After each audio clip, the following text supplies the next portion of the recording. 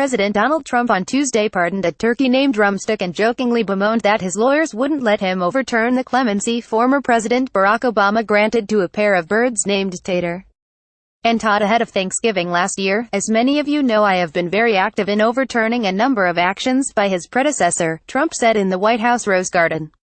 I have been informed by the White House counsel's office that Tater and Tot's pardons cannot under any circumstances be revoked. So Tater and Tot, you can rest easy. This year's lucky birds, Drumstick and a second turkey named Wishbone, were brought to the White House by a Minnesota farmer, Carl Wittenberg, who chairs the National Turkey Federation.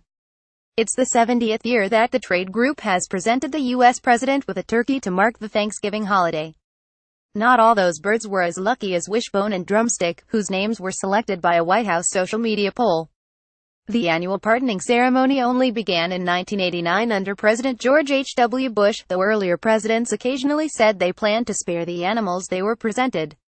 Some historians point to President Abraham Lincoln's decision to free a Christmas bird that his son had grown fond of as the first presidential turkey pardoning.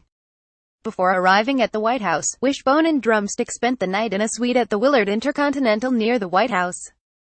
Turkeys in the presidential flock also receive media training to acclimate them to television lights and crowd noises. Following a short speech in which he thanked service members, police and emergency workers, Trump walked over to a table on which Drumstick had been placed. 36 pounds. Are you ready, Drumstick? He remarked, before asking if he could touch the bird. An assistant nodded yes. Drumstick, you are hereby pardoned, he said. After the ceremony, the turkeys will travel to Virginia Tech University in Blacksburg, Virginia, where they'll join Tater and Tot at the Poultry Science Department's Livestock Judging Pavilion, known as Gobbler's Rest.